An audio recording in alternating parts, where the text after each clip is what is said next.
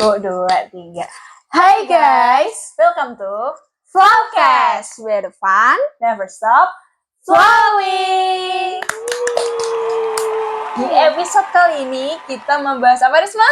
Drama gak bisa naik motor.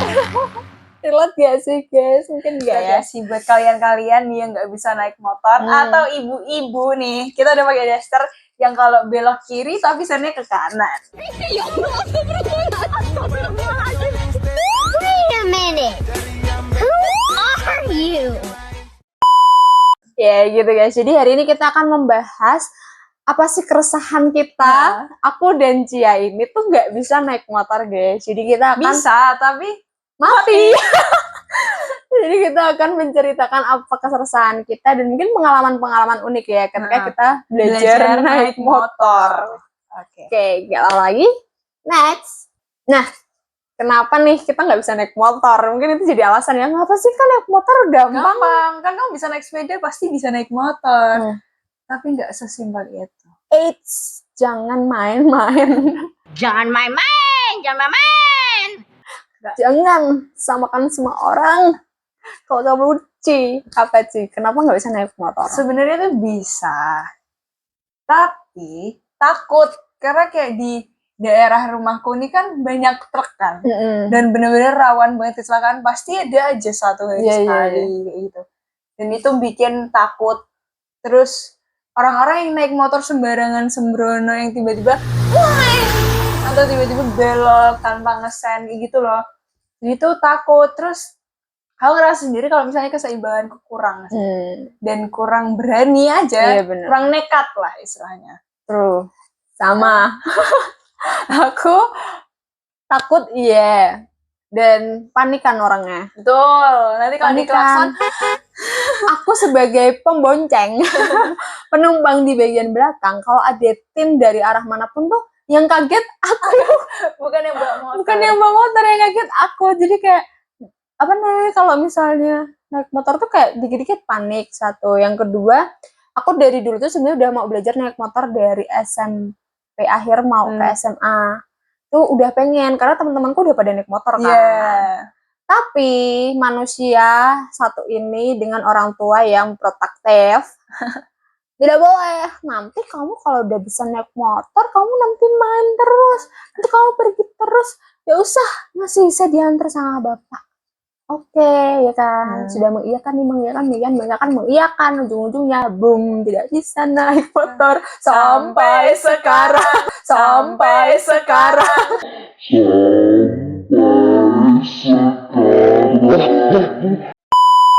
Kejadian apa yang terjadi pas kamu belajar naik motor? Atau pertama kali kamu megang motor lah istilahnya? Oke, kalau aku ya, pas pertama-tama latihan motor sih masih aman. Karena latihannya itu tuh kan bapakku seorang guru, beliau ada sekolah.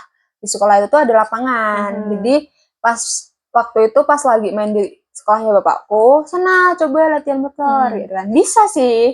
Cuma motor doang kan, lapangan doang nih. Bisa. Gak perlu rating, gak perlu menghindar. Gak ada saingan nih kanan kiri ya kan, gak ada mobil, gak ada truk ya kan. Dia tuh latihan, aman, tidak jatuh, tidak ada apa-apa. Terus akhirnya pernah kejadian itu waktu, jadi aku kalau di rumah tuh gak pernah latihan naik motor. Karena jalan rumahku naik turun terjal bukit guys, jadi sulit untuk latihan motor di situ. Terus aku pernah waktu di rumah bundaku yang di Jogja. Di situ kondisinya ya rumah gang-gangan gitulah. Ya masih aman, sepi gitu kan. Latihan aku naik motor. Latihan, aman terkendali ya. Mau pulang nih. Melewati satu polisi tidur yang cukup tinggi. Genduk. Nabrak guys. Nabrak apa tuh? Pagar. Pagernya gitu. Pagar yang, tau nggak sih pagar yang kawat kecil-kecil tapi dibuat kayak kotak gitu kan. Kan di sela-selanya kan bolong kan itu. Masuklah situ stangku yang sebelah kiri. Nggak bisa diangkat tuh. Nggak bisa ditarik-tarik tuh nggak bisa lepas. Panik nih. lihat kanan kiri aduh malu kan.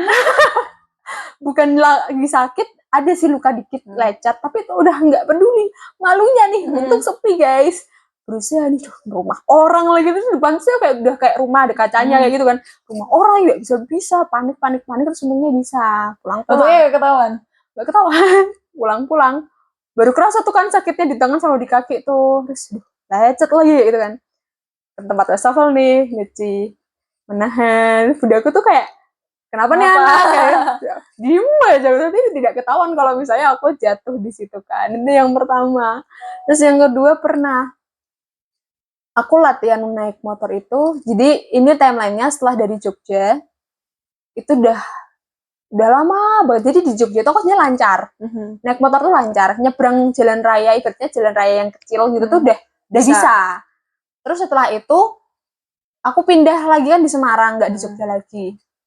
Di Semarang udah nggak pernah latihan naik motor lagi kan. Terus mainlah tuh ke tempat Simbah di Salatiga. Tempat Simbah Salatiga, udah sana kamu tuh belajar naik motor gitu kan. Ini oke aku belajar naik motor, bisa nih, bisa gitu kan. Bisa nih, bisa. Pas pulang, lagi-lagi pas perjalanan pulang, sendirian kan, dilepas kan. Ada pertigaan, jadi ini pertigaan kayak gini, aku dari sini nih. Kalau mau pulang itu gini ke kanan. Nyebrang kan, hitungan kalau ke kanan, kalau ke kiri kan gak nyebrang nih. Hitungan ke kanan nyebrang kan. Santai nih. Tapi agak panik. Di belakang ada mobil pickup gitu. Agak panik ditintin dari belakang. Aku tuh orangnya overthinking. Jadi kebawa juga di pas naik motor gitu loh. Nanti kalau di belakang tintin dan aku orangnya gak enakan. Jadi kayak gak enak. Manusia tidak enakan ini ternyata rugi juga ya. Terus kayak berhenti kan, harusnya orang umumnya ya kalau mau ke kanan ya berhenti dulu gitu loh, Langsung. Dan manusia ini dengan pedenya ngikutin depanku, ternyata depanku tuh ada mobil juga, ngikutin lah, mobil apa truk agak gede gitu, ngikutin lah itu truknya.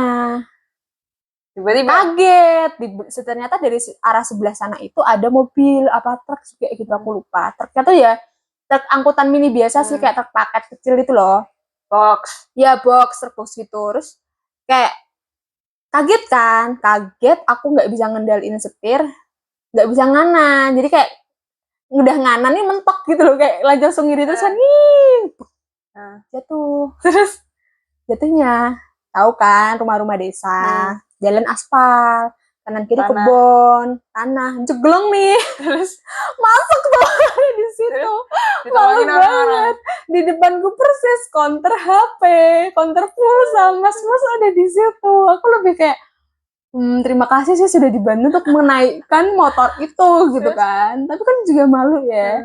Dan itu guys, tempat aku jatuh jarak 20 sampai 30 meteran lah, nggak jauh-jauh banget, udah rumahnya Simbah.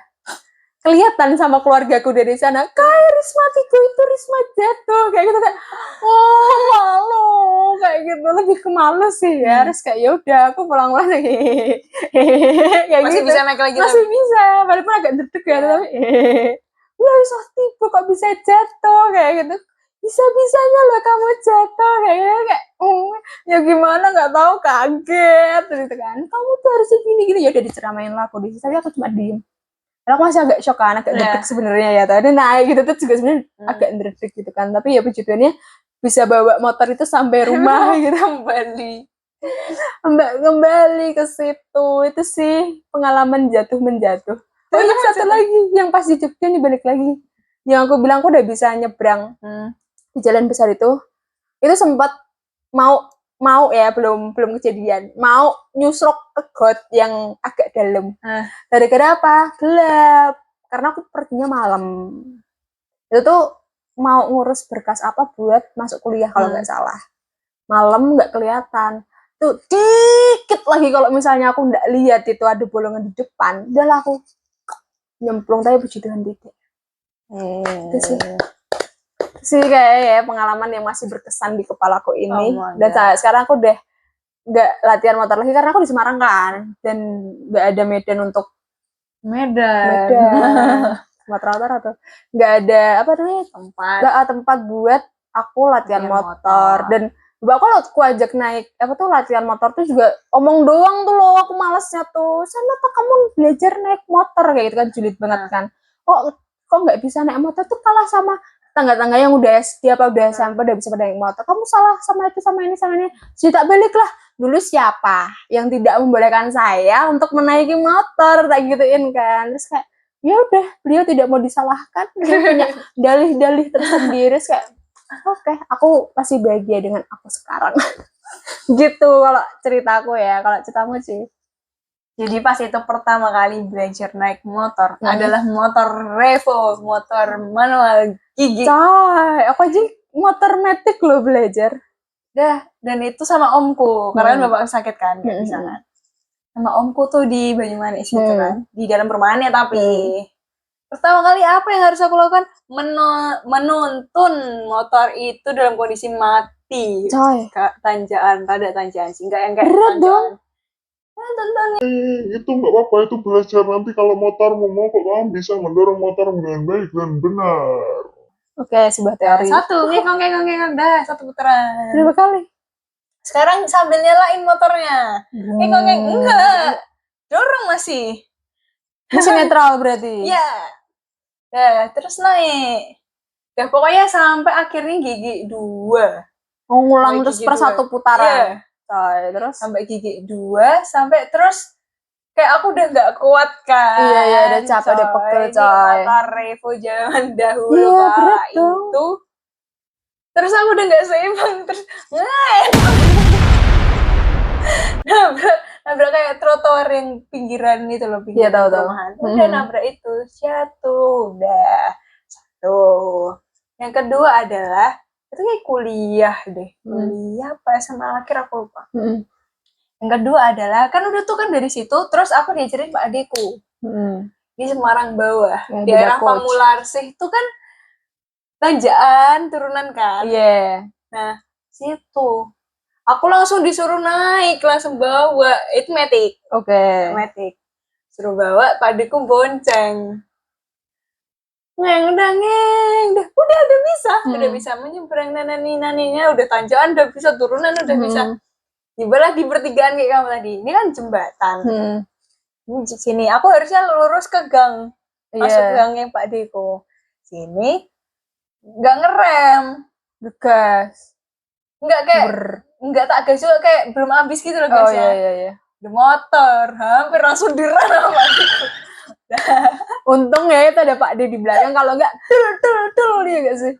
Udah nggak warga situ, jatuh, nabrak. Kedua.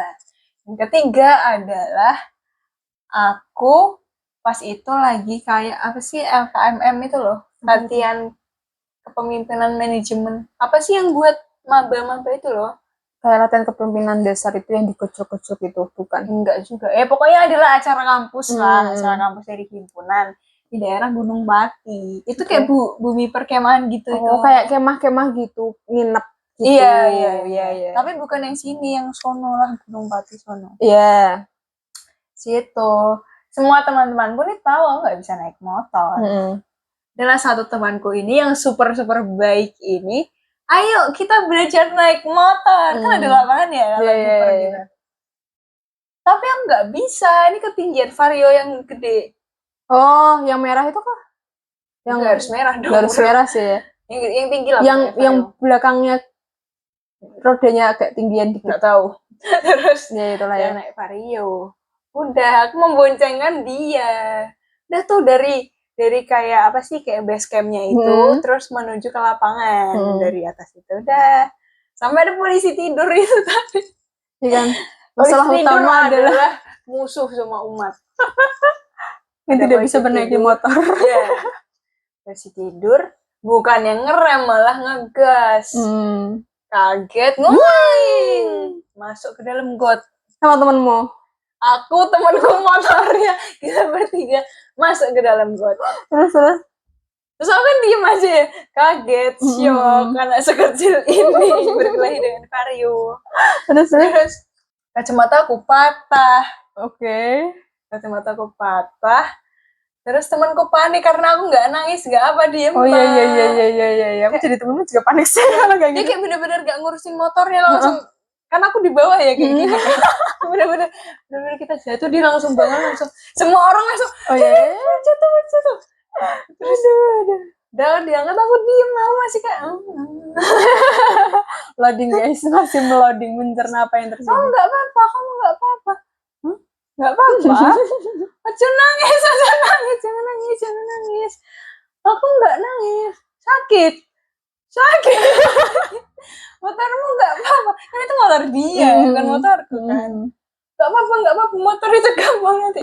Dia tuh takut karena nanti harus bilang sama bapakku. Iya kan? Oh iya. Kerjain aja. Iya, benar-benar. Terus ya udah kan patah, terus luka segala macam karena masuk got. Sudah aku acara itu aku cuma diem doang karena aku kayak masih ngong gitu loh. Terus Nyawanya masih nggak tahu kemana itu belum acara ding, itu kayak H-1 atau H-2 kita bersih dulu gitu loh. Oke. Pulang. Udah, terus dia bilang sama bapak aku dengan satunya, Nggak apa-apa ini, nggak apa-apa. tapi motor, aku yang bilang, tapi motornya ini lecet-lecet, mana lihat, nggak apa-apa om, dia tuh takut. Dia takut sama bapakku dan takut karena aku jatuh. Iya, paham. Itu terus kayak nggak apa-apa om. Udah, yaudah. Terus dia tuh sampai rumah bener-bener, kau tenang, kamu beneran nggak apa-apa, kamu sakit nggak? Terus aku nggak apa-apa.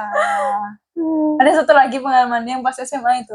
Yang ini ya, coba ceritain. Itu sebenarnya aku gak naik motor, aku diboncengin. Nah, dia tuh mau nongkrong pulang dari sekolah. Nah, pokoknya tuh harusnya kita tuh nongkrong di tempat A, tapi tempat A itu penuh apa tutup gitu. Akhirnya kita tuh mau pindah ke tempat B. Nah, udah lewat satu gang itu. Yang polisi tidurnya tuh memang rada tinggi. Dan temanku nih bawa motor metik kan, cewek. Tidur nih. Kamu duduknya gimana? Aku duduknya samping karena itu baju pramuka yang rada span gitu kan. Roknya kan sempit ya, nggak bisa buat melangkah. Terus udah naik polisi tidur. Kan naik dulu. Aku tidak seimbang, jatuh, dan jatuhnya tuh kayak seret gitu. Seret.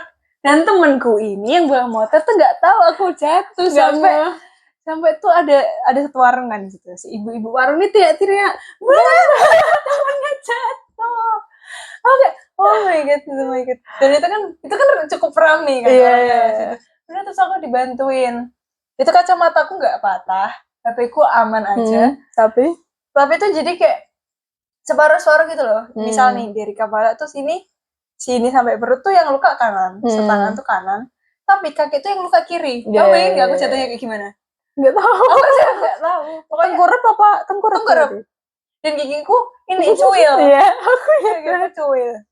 Dan pokoknya sini luka segala macam. Terus apa namanya?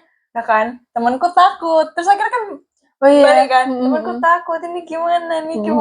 Panik dia. Iya, panik bener-bener. Kita berdua panik karena sebenarnya sebelum itu tuh aku dibilangin jangan main terus. Karena itu mau ujian kan. Iya. Jangan main terus, jangan nongkrong terus. Tapi aku tetap nongkrong. Inilah akibat anak durhaka. Tidak ada restu orang tua itu seperti itu guys. Terus akhirnya aku nelpon temanku buat ke tempatnya dia sebelum pulang. Karena aku takut. Karena temanku ini juga takut kan. Karena kalau aku ke rumahnya si itu pasti kan nanti ibunya nanyain kok bisa jatuh segala macam sampai panjang lagi. Iya, dan ibunya tuh tipe yang mencari tahu. Iya, terus kira aku ke tempat temanku inilah kan. Terus udah diurusin, dikasih betadine, aku disamperin sama temanku SMP, kakak kelasku SMP sama ceweknya. Dibeliin trombopop, betadine, kapas, aku belok di Masno. Tahu. Astaga. Udah dimanuin semua. Kan dia kan teman gerejanya si itu. Oke. Si dua ini. Orang. Udah, akhirnya aku ke tempat temanku yang satunya. Kan tadi berhenti di tempat makan kan, buat bersihin luka segala macam. Terus akhirnya aku ke tempat temanku sebelum pulang, melihat situasi dan kondisi yang ada di rumah. Terus dia tuh bisa kayak rada-rada mijet gitu loh. Mhm. Nah tanganku yang sengklek ini Masa yang kelak? enggak maksudnya kayak kan Agak- jarem kan, iya, iya, iya, kayak iya. gimana gitu loh. Kan nggak tahu kayak mana ya. Kayak mana kok yang Tahu. jatuh? Kejadiannya Secepat itu. sudah dari temanku itu akhirnya dianterin pulang sama dia. Dianterin pulang sama dia sampai rumah. Gak ada orang. Buru-buru cepet-cepet mandi. Udah nggak tahu nih sakit semua satu Iya, badan iya. kan. Sakit semua, jarum semua, berdarah-berdarah. Dah mandi langsung masuk kamar tidur. Biar gak Biar gak ditanyain. tanyain, biar gak kelihatan juga kan. Terus Baru besoknya aku bilang, aku kemarin jatuh. Mm-mm. Kok bisa jatuh? Ya jatuh dari motor. terus Lah gimana? Terus kan aku ceritain kan. Alah jatuh meranggerna gitu kak. Kayak semua gak jelas gitu kak. Ya gimana? Aku juga gak tahu kak. Tuh, itu jatuh terparah sih. Dan Iya. kalian tahu itu mataku ya.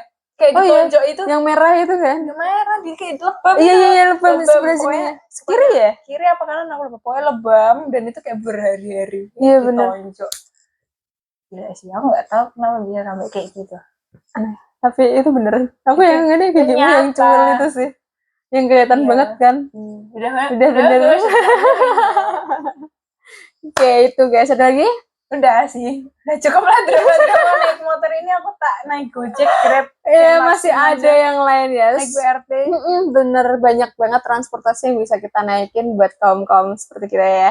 Ya, kita kan memilih jalan kaki 1 kilo Iya, atau pesan Gojek yang 7.000 1 kilo itu daripada betul. kita naik motor sendiri. Iya, tapi mungkin ini kali ya, kita kasih coba pertanyaan buat kalian para pendengar setia kami, Widih. Apakah nggak bisa naik motor ini masih wajar gitu di zaman modern kayak gini? Atau kita harus segera belajar? Atau kita harus segera belajar naik mobil aja. Atau Iya. kita menjadi passenger princess. Kira-kira yang mana guys? Menurut kalian kita harus ngapain? Apakah kita harus yaudah nggak apa-apa jalanin aja hidup kalian yang seperti ini? Aku masih relate banyak dengan kalian juga kok. masih banyak transportasi yang bisa dimanfaatkan atau kalian harus belajar naik motor, itu sangat penting Adalah buat nggak kunci kehidupan. buat nggak ngerepotin orang lain kayak gitu ya mungkin ya. Jadi kalian bisa komen-komen di bawah apa yang mau kalian sampaikan mengenai drama-drama nggak bisa naik motor ini, atau masukan buat kita berdua yang tidak bisa naik motor ini juga boleh. Kita tunggu ya. Jangan lupa terus pantengin sosial media kita di YouTube, TikTok Instagram, dan Spotify di Talk with Flowcast. Stay tune terus ya. Bye.